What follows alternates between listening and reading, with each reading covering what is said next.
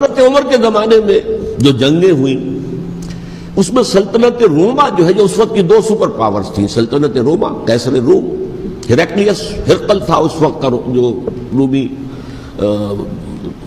جو قیصر روم تھا، حکمران تھا، شہنشاہ تھا، اور دوسری طرف ایرانی مملکت تھی، خسرو پرویز تھا۔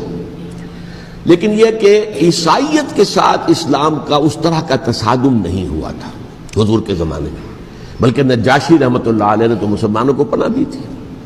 مقوقس پیٹریارک جو تھے اس کے الیگزینڈریا کے، انہوں نے حضور کے جو نامہ مبارک گیا تھا اس کا بہت اکرام کیا، تکریم کی، تحفے بھیجے حضور کی خدمت میں۔ ہرقل نے بھی کوشش کی تھی کسی طریقے سے، جیسے کوئی 250 برس پہلے یا 300 برس پہلے، 300 برس پہلے جیسے کانسٹنٹائن جو ایمپرر تھا روم کا، اس نے عیسائیت قبول کی تھی اور ساری سلطنت عیسائی ہو گئی تھی، لہذا اس کی سلطنت باقی رہی، اس کی حکومت باقی رہی۔ اسی طرح ہم سب مسلمان ہو جائیں، لیکن اس میں وہ ناکام ہو گیا۔ لیکن یہ کہ کوئی اس نے کنفرنٹیشن نہیں کی حضور سے۔ البتہ ایران کا معاملہ یہ تھا کہ اس کے پرخچے اڑ گئے۔ اس نے حضور کے نامہ مبارک کو چاک کیا تھا، حضور نے فرمایا جب اطلاع ملی کہ اس نے اپنی سلطنت کو چاک کر دیا ہے، اس کے ٹکڑے کر دیے۔ بہرحال وہاں رد عمل شدید تھا، اور ایرانی جان لیجئے کہ ان کے اندر بہت سٹرانگ نیشنلزم ہے، آج بھی ہے سٹرانگ نیشنلزم، لہذا ان کے ہاں رد عمل شدید تھا۔ ان کی تو سلطنت ختم ہو گئی، نسیہ منسیہ ہو گئی، وجود ہی نہیں رہا۔ لہذا وہاں سے جو کاؤنٹر ریولوشن شروع ہوا ہے وہ پھر ہرمزان جو ایک بہت بڑا جرنیل تھا، اس نے بڑی عیاری کے ساتھ اپنی جان بچائی تھی۔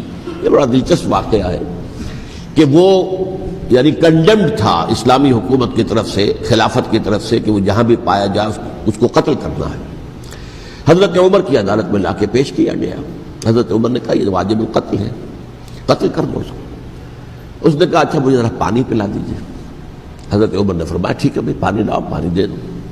پانی کا کٹورا کہ مجھے پہلے ضمانت دیجیے کہ جب تک میں یہ پانی نہ پی لوں مجھے قتل نہیں کیا جائے۔ ہاں ہمارا وعدہ ہے۔ اس نے وہ کٹورا پھینک دیا پانی کا، کرو مجھے قتل کیسے کرو گے، میں نے وہ پانی تو نہیں پیا۔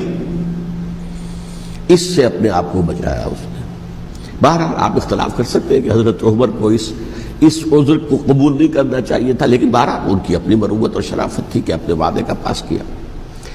اس کی سازش سے ابو لولو فیروز اس نے حضرت عمر کو شہید کیا۔ یہ گویا کہ دوسری کاؤنٹر ریولوشنری موومنٹ تھی۔ انہوں نے یہ سمجھا تھا کہ یہ ساری چکی جو چل رہی ہے، جیسے چکی کی ایک کلی ہوتی ہے، وہ کلی جگہ سے ہٹ جائے تو چکی کیسے چلے گی؟